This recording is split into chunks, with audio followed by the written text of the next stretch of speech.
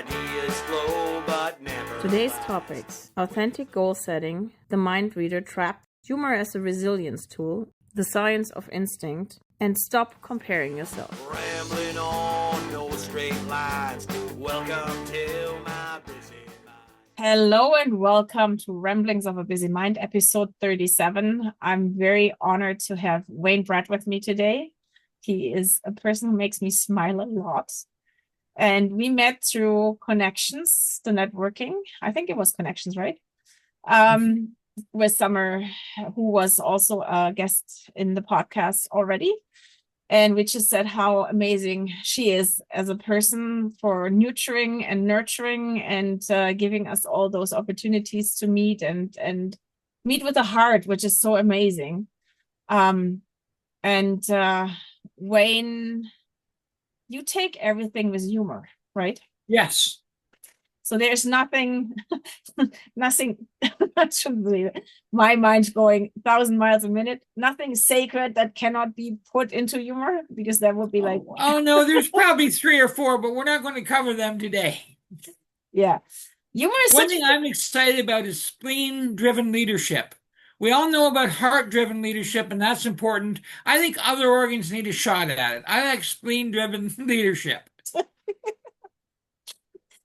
And here he starts. So the interesting part is if you take everything with humor, nothing is dragging you down. Nothing is heavy. That's what I learned. That's why I decided to be happy in 2016 and quit my job, because I realized I became a negative Nelly, right? I wouldn't say there's a baseline. Is it possible for me to have a bad day? Absolutely. But I tend to bounce back quick. That's the key with humor, is bouncing back. Yeah. I mean, if you're having a ball at a funeral, unless you're in the will, something's wrong. I remember my father's celebration of life in,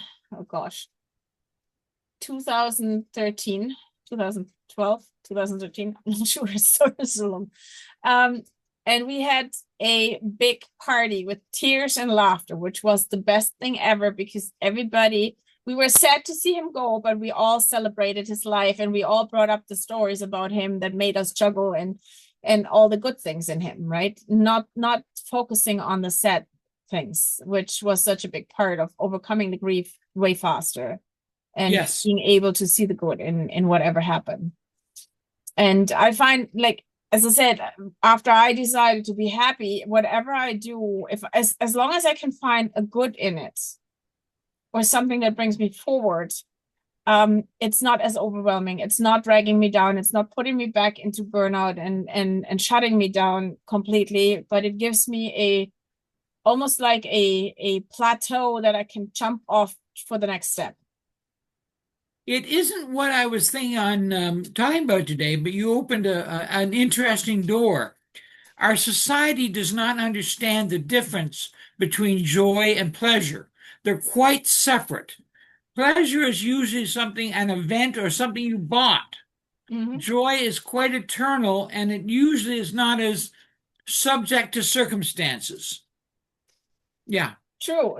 Joy you find within yourself, and happiness you find within yourself. And the only one who can bring you happiness is yourself. Because if you don't see the good in what's around you, and that might be the tiniest things, you will never see the joy in it. You will never find joy because you just don't, there is no connection to what's making you happy. Correct. If I pleasure, as you say, I can go and I can buy me a fancy meal and find pleasure in that, but I might not enjoy it at the same time, or I might not enjoy it as well as if I will be grateful and internally encompassing the base of what makes my life worth living, right? Yes. The other thing that I was just talking about today, the problem with things of gratitude is it's dangerously easy to normalize them. Like, oh yeah, so what? Like, just being able to have 2 to 3 meals a day in a home that's warm and safe is not necessarily given in a third of the world. Mm-hmm. So, but once it's our normal, we lose the gratitude in it. So I have to struggle to keep an awareness, a joyful mindfulness, even when there are annoyances in our lives. And I find that's the challenge for me with the word mindfulness, because I can be mindful of something. Doesn't mean I really react to it or respond to it. But if I'm aware of something, awareness opens up a whole nother playing field. You cannot be aware of something and not act on it. Oh yeah, you can. That's the sad news. There are people that are stuck in observing it as an outsider, even when they're living it, and it's a tragedy. See, and that's what I would consider being mindful of it and not being aware of it. But again, it's a matter of how you use your language. Yes. And language is so confusing sometimes. The other thing is you have a rare gift where you get to look at things in a couple of languages. That must Yeah. be cool. Sometimes not so much. Sometimes it's hard to bring the words out that I want to say because I don't. It's funny. My professional language is English because I did Yes. my studies in English and I learned most of my profession speaking English. And then I want to explain something in German and I don't remember the words because it's not to say. So then you have to describe it with hands and feet. But that brings the awareness of what does that word actually mean and encompass. So yes, it's a twofold. Let's say it this way. But you have written a book. Yes. Tell me about it. Freshly from coaching. Don't make us dizzy. 3D. Actually, it's an exciting journey. One, I believe that a lot of people feel they have a book in them. Now, not all books that people write should be published, but that's another story for another time. But the neat thing that I've learned about coaching is there's a language in the industry that is very, very insular. It's coaches talking to coaches and occasionally clients. And if you talk to someone on Main Street about coaching, they think you're talking about having their 9-year-old play better at soccer. It has nothing to do with life coaching and skill development and getting through. It's all about something very alien. Now, salespeople often know about coaching, but the average person in the grocery store or the hardware store or working at the plant doesn't know these tools are available. So I podcast with a friend of mine, and this other gentleman was a guest, and he was in my town, and we podcast all over the world, so it was neat to talk to someone in Kingston. So I said, well, okay, let's have breakfast. So we do breakfast at McDonald's. And I mentioned my hobby horse. And my hobby horse was that people weren't availing themselves of these incredible tools to make themselves better, more self-developed. And he got excited, and I said, okay, let's write a book. So we spent a 6 months of Wednesdays writing this book. And his idea, which I think made the book, is he was very inspired by Who Moved My Cheese and the One Man Manager that had a story in it. Mm-hmm. And I found out that it's its own language. It's called a business fable. And the key is there's a word called didactic, which means teaching. Mm-hmm. And even the word is dull. But teaching on its own, yeah, it's like getting flossing. People think they have to do it, but no one enjoys it. Mm-hmm. So we actually wrote coaching in a book of people getting coached, and we meant it. We walked into a coffee shop, and this barista introduced us to each other. So we became the protagonists of our own novel. Now, the sad news is Wayne Pratt in the book, I like him better. He's more fearless. The interesting part in that is that we all have a story. Yes. And all of our stories can be impetus for somebody else to change, which is really interesting. I use quite often my personal stories to relate to people why I do the things or what might change their perspective. Because that's what I had to learn is like I'm somebody you can tell me 1,000 times there's a red door and I cannot find it because I don't see that red door. But if you give me options, if you give me ideas, if you give me possibilities, then I can relate to them and make them mine. And as you said with the word coaching, I personally have an issue with the word coach. I don't want to be called coach. I call myself a guide and I do mentoring because I think a coach pushes you through while a mentor or a guide gives you a hand, assists you and guides you to where you can go. But it's up to you to walk. It's you do the work, right? I wanted to actually be a public speaker. When I was 20, I wanted to be the next Zig Ziglar or Napoleon Hill, and I found out there's room for about 8 of them, which means there's a lot of people that aren't making a living, even when they think they have a $1,500 suit. Woo!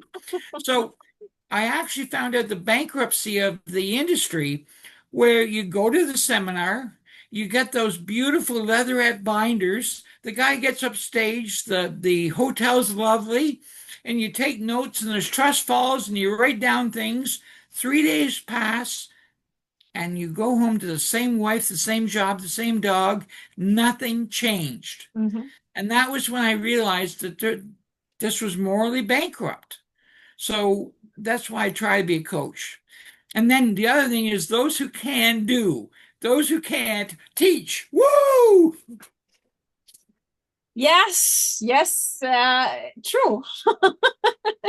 True. But I see the point that I would have loved to have somebody like me next to me when I went through it, because just being able to have somebody to run your thoughts by and not being judged for them and not being put in a place where you cannot do this and you cannot do that, like is a huge one. And I'll tend to let people just ramble and rant.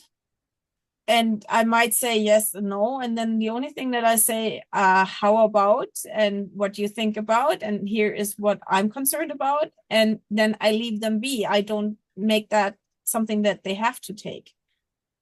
So I've become, and I wasn't that way when I was in burnout. I was like, I became that way the last 3 years, changed a lot for me, where I got to a very calm place where I can be just outside and not take anything personal, what they say, or having to force my opinion and my experience on them, but just be there and asking questions. And I found having people in my life that are mental health challenged and mental wellness challenged. It doesn't matter if that's burnout or if that's PTSD or bipolar or whatever you have. Anybody who's mentally challenged, when you start asking questions without judging, they can find their own way. They can get out of their spiral. They can actually step back and say, okay, yes, there's a different way to look at it, and then find their own way. I'll add an unless. The unless is once they've chosen they're a victim and want to live there, then they're done. That's Until they change that mindset, they're done. But sometimes they just need somebody to talk to change their For a season, yes, no question. No question. Yeah. Actually, you'll like this. With the pandemic, a lot of us got very introspective, and a lot of us didn't have the way to connect with people. And it seemed like everybody for about a year got a diagnosis. And as you mentioned, some of them, ADD, and all of them. And I thought I was nuts before it was popular. Yes. Now, one other thing that's neat about, if I could, yes, I love my book and I love to talk about it. I'll answer any questions I can.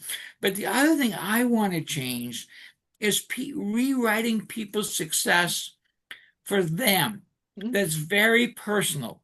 Some people, it may be working 25 to 30 hours a week without failing, and that's success to them. And depending on where they're coming from, that's a breakthrough. And yet, if you buy a magazine and turn on TV, if you're not flying first class, you're a bum.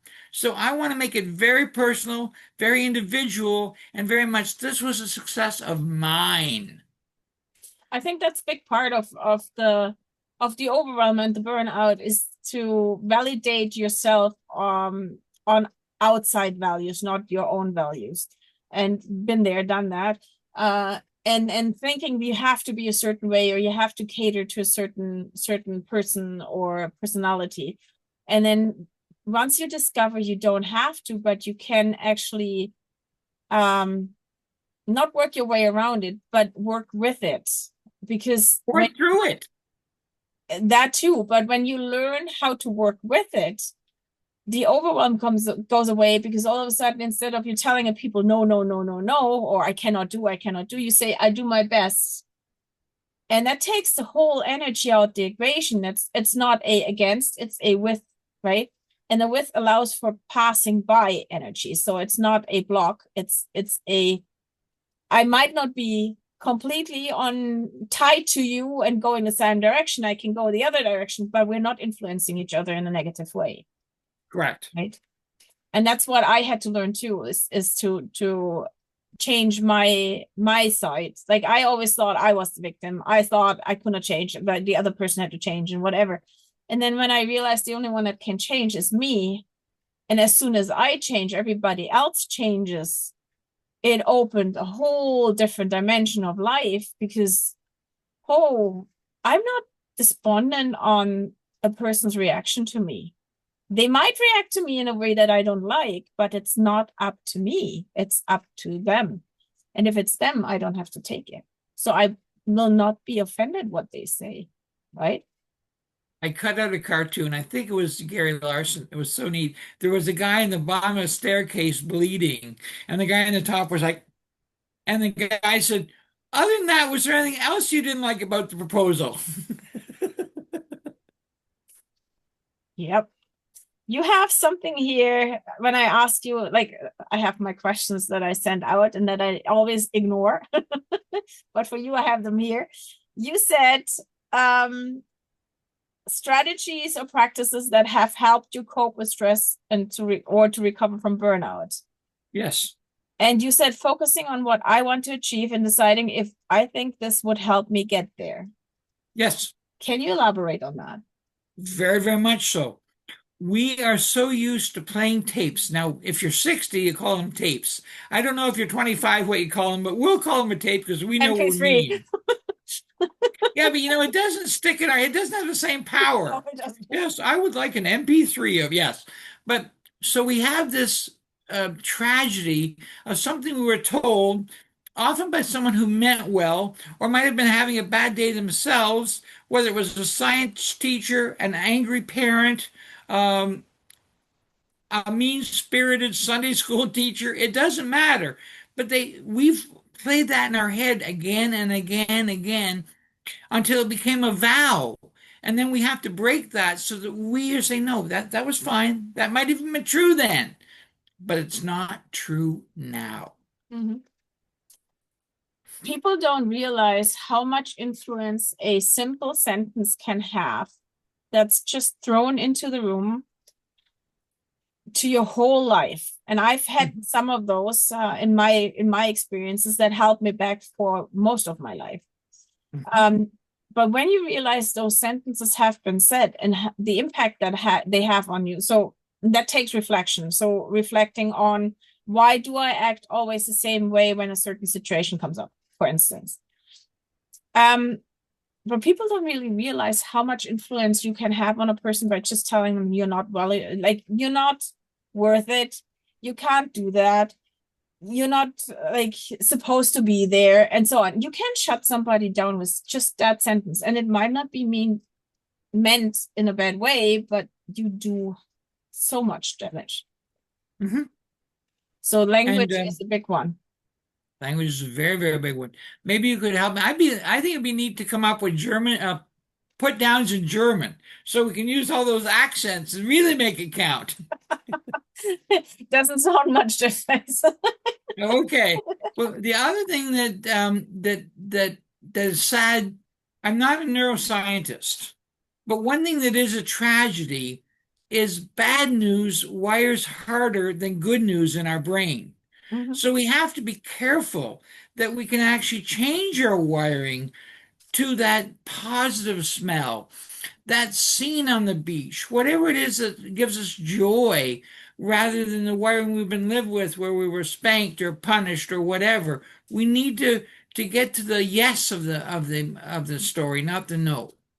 Yeah, and that's part of my bioenergetic wellness work. So we work with stored memories in the body. And these days it's known that every cell in your body stores memory. It's not just the brain that stores.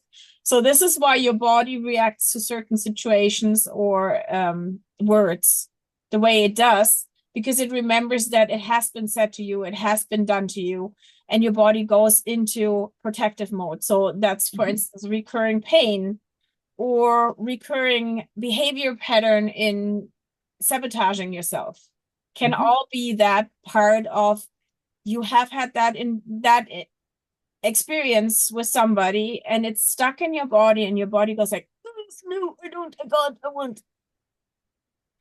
One thing that I like that really, I'm a big Jack Canfield fan, Mr. Chicken Soup for the Soul. And I've taken the course. I'm a Jack Canfield trainer, but I found muscle testing, and I know you know about it, Yeah. very, very interesting. At first, oh, that's just silly. That's just woo-woo. That's just, they're doing it. No, you can actually feel in how much pressure there is when a word is said. And you change the word, and all of a sudden you have strength there.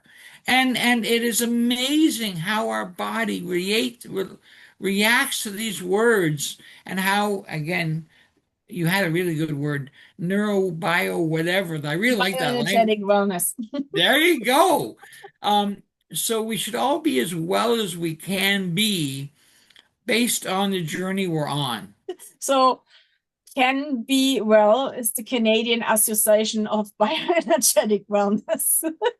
We reformatted from the Canadian Association of Specialized Kinesiology because Ontario, the college, has the right on kinesiology, and they gave us our members brief. So we decided we reformat and was changing the name to Bioenergetic Wellness. A whole new dimension again opened up with the word because we're testing not muscle strengths. So we go now with muscle monitoring or muscle biofeedback because we're testing an energetic shift. And if you open that up, and I'm not too much tied into the specialized kinesiology as the term was, but I'm into the energy healing. So I put my fingers on, and all I say is show me with release. And I have often people's arms go up instead of down because their energy all of a sudden becomes lighter. It's just an energetic shift where the movement is different. And then it's becoming something different than, oh, you do the muscle testing. So you don't test strength because often people put pressure on to push the arm or keep it down and see if it falls down. But when you take your pressure out all completely, the arm can move in whatever direction. And that's the same thing when you use the body pendulum. It doesn't have to be back and forth. It doesn't have to be left and right. It can be any direction if you're asked just for a energetic shift. Well, I can honestly say that's an expertise that I know that much about. So, but I really did write a really neat book, and I have answers to the other questions. So let's go to them. Story. How are you related, or how do you relate to burnout? Is it your own story, or is it somebody else's story that you helped? Okay. Well, there's a couple of things. You and I talked about burnout. And the neat thing is burnout is usually a reflection on pushing against. That was the language we've even used in this interview. And if you're using an internal locus of control, to use that language instead of an external locus of control, you won't burn out as likely because you're the one driving the bus. People only burn out as a rule when they're being pushed in ways they don't feel comfortable in. And it can be them for a small season, but then usually the body sends them clues. But yeah, burnout usually is something where other people feel they're being done to, or they're not living up to expectations that they didn't help set. If you set the expectations and you're honest with yourself, you tend not to burn out. That's what I said. We are all disconnected from our bodies. We don't listen to the cues. We don't see that we don't need to cater. We don't see that in the burnout, all you see is, oh, this is expected of me and I have to fulfill that. And like, I cannot reach that, right? That's the point that it goes to. But when you get to the point, like, I do my best and I do what I can and then let it go. That doesn't mean that you slack off. Not saying that, because that's the difference. If I slack off, then I'm not doing my best. I pretend to, but I will not put 100% in. But if I put my 100% that I have right now, and it doesn't mean that it's always the same 100% per day, because our condition changes day to day. But if I always bring my best to the table, I will always do what can be expected. And I won't overdo it. If you're looking at trends, not minutes. Can one get the flu and have a terrible day? Yes. But if you're looking at trends, it's a lot fairer to you. So yes, that's the only other thing. You already know this, but it's so true. Comparison kills us. Yes. The only thing we should be comparing ourselves with is who we were last year. Not our brother, not our parents, not the people on TV, but how are we looking compared to we looked a year ago, and are we better, stronger, faster, whatever the verb you want, adjective maybe, and you'll be a lot happier. And my industry would be a lot happier if we stop comparing ourselves to others. When you're in a suite of 18 vice presidents. Yeah. You are you, and only you can be you. Nobody else can be that. That is true. You can be not you in a group of not yous. That's sure. That will mean you're not serving you, you're not serving anybody. But if you are true to yourself, one thing that I learned for myself is I have to know who I am, what I accept, where my boundaries are, and what am I willing to put out there without sacrificing myself. If I stay in that parameter, I do my best, I bring 100% to the job, I will satisfy everybody because I'm clear in my communication. I'm clear in this is what I can do. And I'm clear in I do my best to achieve what I can, but I'm not overstepping that. And if I always say yes, yes, yes, yes, yes, and then I cannot fulfill that commitment, yes, it's failure in both parts. It's failure towards your boss and it's failure towards yourself. Something that you brought up about communication. I've gotten more in trouble from what people thought they heard rather than what I said, whether it was my body language, my communication, my zeal, a truncated sentence that they only heard half. So, yes, as long as you're hearing the whole story about what you said you could do when you did it, and I love the idea of getting the checklist. Did I do what I said I would do with you? And have them say, yes, you did. And they said, could I have done more? Yes, you could. What is the more? And then you discuss that. But it is a lot less fist fighting than he said, she said, you said. And again, it's not just words that communicate. The thing is, could I have done more? The question is, do you think I could have done more? Or would I have been really capable of doing more? Was it communicated what you wanted more? So there is a whole slew of other things that comes into that expectations of you doing more than just you didn't do what you wanted to, or I didn't do what you wanted me to do, right? So that again, it's a whole. There's so many things, so many how you say facets to that. Did you do what you wanted me to do, or did I complete? And I do for myself. I question what I do, and I question how I do things. And again, not in a critical way, but just in a way to make sure that that I'm on par, that I am satisfied with what I'm doing, that I am satisfied with what I'm doing, and I'm responsible towards me and nobody else. So that's the critical point, is if I promise something and I don't do it, is it because I was not able to do it for health reasons, for time reasons, for whatever? Or didn't I do it because I neglected the fact that I was supposed to do it? So accountability towards myself is a big part to overcome overwhelm and burnout. And also to make sure that I don't take bites that are bigger than I can chew. For instance, we have an accountability pot, and putting in the first time I put it, I do this and this and this and this. And then to look at it, I didn't accomplish any of that because there was no time in the week to do that. And learning curve, like learn from that. That's why you reflect on what you do. That's why you reflect on your actions, on your responses, on your interactions, in order to find out who am I and what am I, right? I agree. I was so disappointed. I always wanted to be a ballerina and it never worked.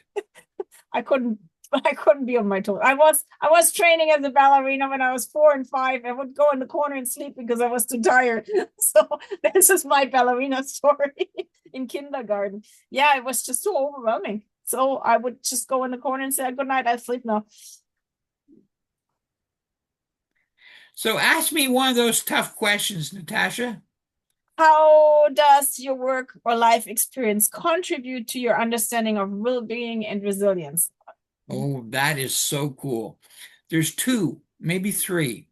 1, things I've found that I've taught me or life has taught me where I've bounced back.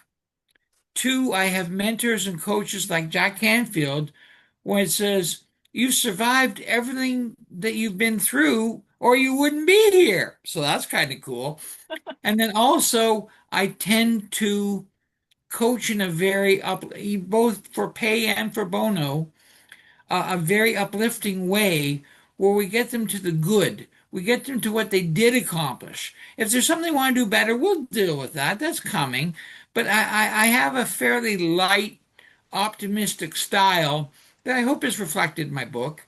But there's just enough judgment in the world that we got to get through that. That's the guide. That's the mentor. That's not the coach. I officially name you a guide now. Yeah, I'm honored. It's amazing to see when you give people the possibility and the option, how all of a sudden everything becomes easy for them to achieve because they don't have to. Actually, one thing that I am excited about, I apologize, in training is how many people tell me goals that aren't theirs. They're not authentic. They're recycled. There's somebody told them they should have that. And so 4 weeks passed and they didn't get any traction. And you go, you know why? Because you're really not invested in it. Those aren't your goals. So that is something that I think everybody should look at. And there are tools out there. I have some, you have some, authors have some, where you actually get back to authentically what you want to do, be, and have, not what your 7th grade science teacher said you should have been. I found that so interesting when I did my Touch for Health training. We worked on setting goals and how to work with goals and imagery. And one of the common goals that people had at that time was like, I want to lose weight. Mm-hmm. How does that look like when you lose weight? Yeah, I'm going to be slimmer. Yeah, but give me in as much detail as possible. How does your life look like, or what is the picture of your life when you lose weight? So then there comes like, we go dancing, or we're out in a group and we have the bonfire and whatever. So all of them, whoever it was to the point that they wanted to be more social and not to lose the weight. Because you don't lose weight in order to be social. And that was one of the big aha moments for me, where I learned when you when you really tie into your goal and you really feel your goal and you can really describe it with all your five senses, then it's your goal. But as soon as you cannot do that, it's not your goal. It's not serving you and you will not achieve it. Correct. By the way, the other thing is it's so easy to recommend other authors. Everybody has to read Simon Sinek or watch him on YouTube. The reason why. I mean, it's just so powerful. I mean, the guy's one of the most authentic authors I've ever run into. Um, and now for me, my weight loss journey was excellent. I got Lyme disease and lost 50 pounds. I nearly died, but I did succeed. I lost 50 pounds. You're so bad. Would you recommend that? No. No, we don't recommend that. Yeah, I hear you in that, but no, I don't recommend getting Lyme disease just to lose weight. But that's the point. Like, where is your perspective? Where is your outlook? And I know how often come people and say, well, this and this person said this, and I think they know that. And I go, like, take a step back. You think that the other person knows that? How do you think? How do you know that? Why do you think that? Yeah, they have to know that. No, they don't. They don't ever assume that anybody is at the same level that you are. Don't ever assume that anybody knows as much as you know about something that's concerned to you. So step back and then start from they don't know nothing and then work your way up. Because that's the way, like, it drives me crazy. That's one of the peeves that I have is, like, don't think that others know what you think. Never ever can they be in your shoes because they don't live your life. That is true. And Yeah.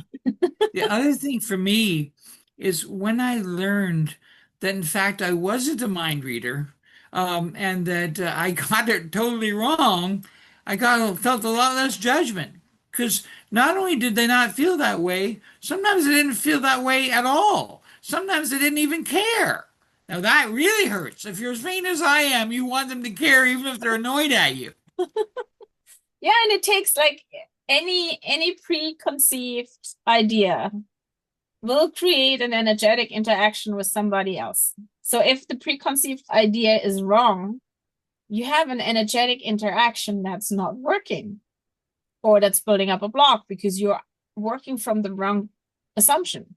If you then take that out of the game and you don't expect to know and you don't expect to anything from the other person other than being themselves, and they tell you whatever's going on in their way, that also includes to listen right.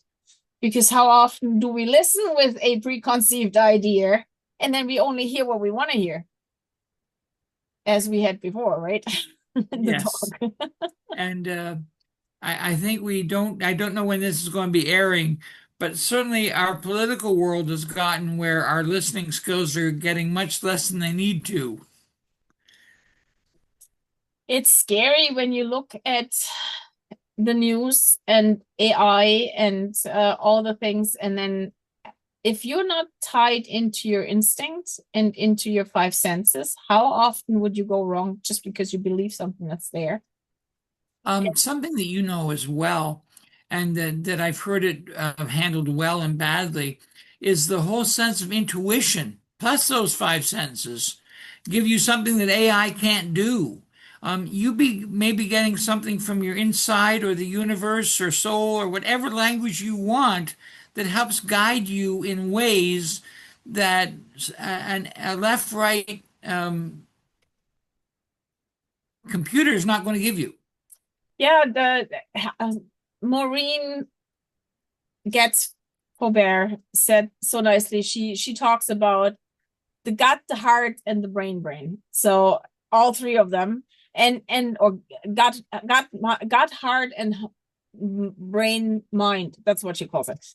But the interesting part is you have more nerve cells in your gut than you have in your brain, but they're not talking back to you in, like, chatter wise. They just talk back to you in clenching and stuff like that. So that's instinct. And that's way more valuable than anything else, right? But how often do we not tie into that? Well, I think it's our job, Natasha. I think that things like this, the book, the podcast, it's our job to encourage, to teach, to inform, not in a judgy way, but hey, have you ever thought of this? And I think we're breaking through. I really, really do. I said if I reach one person with the podcast, I'm happy, because if I am able, with the conversations that we have, to change one person's life to a different direction, and I'm not saying that we are changing it, but for them to see a different way, then I've done my job. Yep. Because this is one person more that understands that life is not bound by what's coming from the outside, but what's coming from the inside. Now, something that is both true and tragic in a way is we may be actually one of the people where the person that plants the seed and the person that waters the seed and the person that harvests the seed may not always be the same person. So we have to assume we're doing good in the universe, even if we aren't the guy reaping the soil. So that's something I try to do, is create a world that's better as I understand it, even when I get it wrong, because it layers. Yes, absolutely. Absolutely. And I said, I don't want to be the one who tells you the way it is. I want to show you a sparkling of what can be, and then I'll send you off and be the explorer and you find your own way. Because that's one thing that I've learned. People have opinions, people have things they put out, but not everything that everybody says might be 100% yours. It's resonance. And what there might be parts of what I say that resonate with you and other parts not. So take the parts that resonate and then build out of them and make the other ones that don't resonate work for you in a way that works for you. And that's how I do it when I read a book, or when I talk to somebody or that is a teacher, a mentor, or whatever. I'll take their stuff, I look at it, and then I turn it as long and twist it and then make it mine so it works for me. Or if I cannot make it work, I let it go. And it might come back in some time when I'm ready, when I'm in a different place, because that's another thing. We're not always able, ready, and willing to shift and to move on and to evolve into something else. And if one of them is not given, you cannot achieve lasting results, because you always fall back into old pattern. But if you start working on that, you will achieve that space. You will get to where you need to. And reflecting on others' opinions and see what works for you out of them and how you would change them to make them work for you is a big part of reflecting on what you do and what you want and your values. And I find like reflection is one of the biggest tools that we have to actually achieve change in our own life. Because only when we know what we like and what we're doing and the things that we are confident with and comfortable with, can we find the things that we're not, and then we can change the things that we're not comfortable with and change them into what we're comfortable with. Reflection did not come easily to me. I was always hit the wall at 70 miles an hour, fall down, jump back, do it again. Reflection came to me at a very, very high price. When? How long did it take you to reflect on? Actually, probably I was 5 years into my coaching business before I realized how much I needed to be coached. That's so yes. Part. I know. There's so many things that we don't know, and we don't need to know. That's the part. Like, all of us know a little bit, and all of us know different things than others. And when we all come together and help each other grow, what's the better? There's nothing better than a community that supports each other and that helps each other thrive. That's the part. Like, there is no one person. There is no one for everybody. Like, everybody is individual. And when you bring all those single parts together and everybody brings in their share, then there's so much value in that. There's so much there's a cornucopia. Is that the right word? Like, that's a great word. You have a cornucopia of ideas, of thoughts, of opinions, and everything can come together and everybody can pick what works for them, instead of just having one person saying this is the way it goes. So tell me, Something that I fight is I would still like more applause when I planted the seed and find out years later that they remembered I planted the seed. No, I'm not that vain, but it's just if you've invested a lot of time in the field and in the ditch, you'd like the odd clap. Is it really important? More than it should be. But hopefully we're actually letting that go with grace and love. Where does that come from is my next question, because that's a pattern, right? If you are working without expectation, without ego, and all I do is with my clients, I offer them the space. I don't give, I offer. So it's up to them to become what they can be. Am I proud of them if they change? Yes. Is it my part? No, because they've done the work. So I don't need the applause. I'm happy if they mention me, but if they don't, that's fine by me. It's all theirs, right? I don't know. I've never done a lot of studies, but I think women are better at nurturing without judgment than men are. We seem to be hardwired into needing the applause more than we should be as a gender.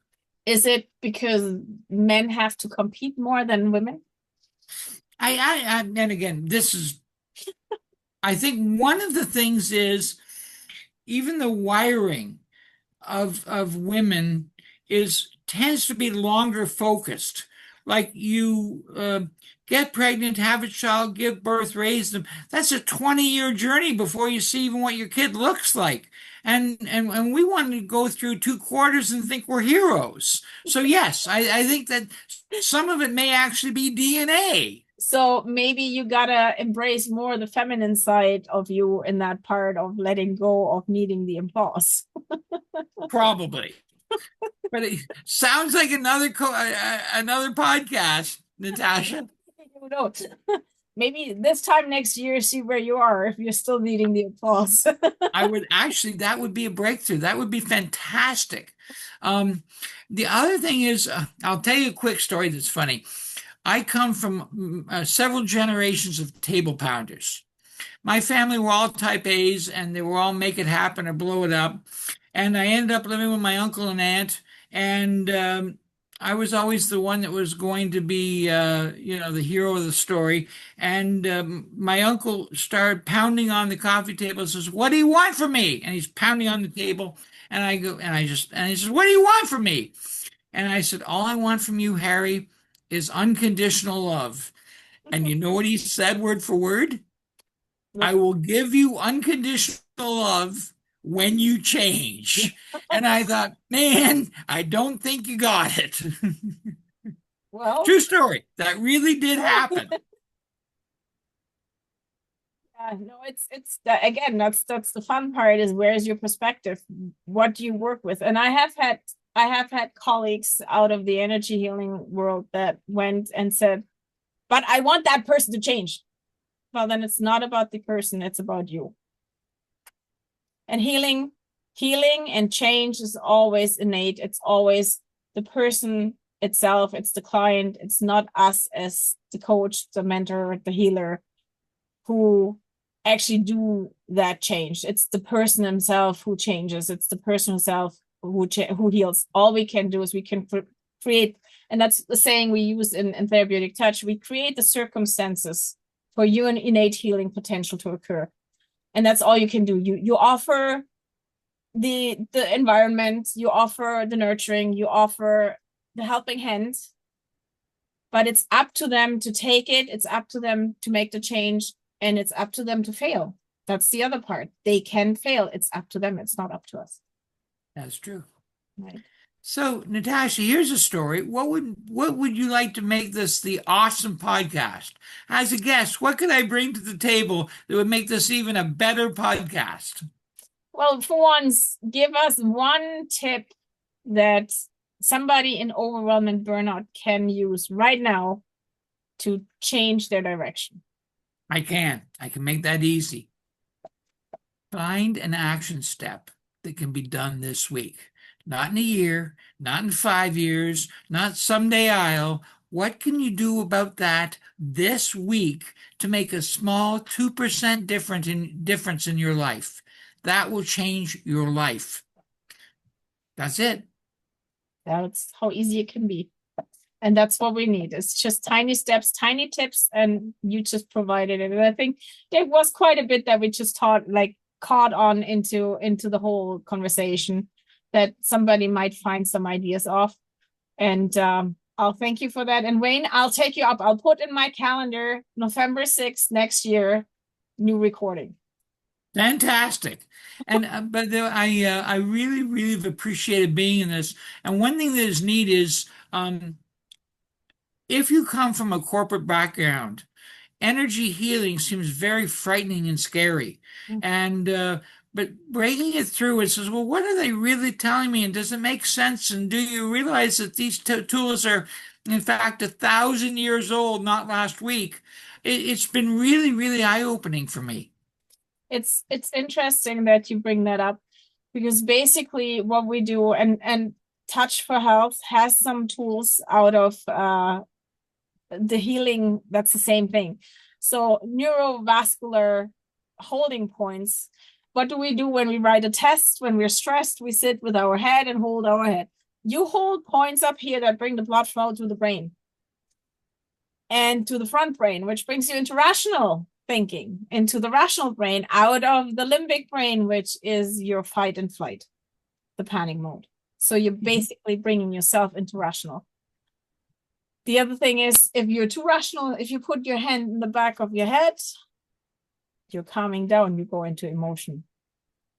So tiny things, and that's just blood flow direction. I never tied into that until I saw a interview with Bruce Lipton, who pointed that out. And it's really like that. We have these days more and more scientists who prove what energy healing does and what we do with the complementary in the complementary world. And for instance, energy healing is nothing else than changing the electromagnetic field in your hands to influence the other person's body. That's a magnet that influences another magnet. That's all we do. If you take it back to that, into the physics and quantum physics, it's nothing scary. It's no woo-woo. It's foundation that we are just sometimes not able to understand because we don't have the words for it. But it's cool, and it's opening your whole world when you start dabbling with it, because it's so amazing the things that can happen. Been an honor to be here, Natasha. Thank you, Wayne. And again, next year, you'll be up again. And if you want to hear more, waynepratt.ca is easy. It takes you other places, but just waynepratt.ca. Thanks. And we have your social media and anything else on the bottom in the description. Thank you. Have a good one. Bye-bye. It was a privilege.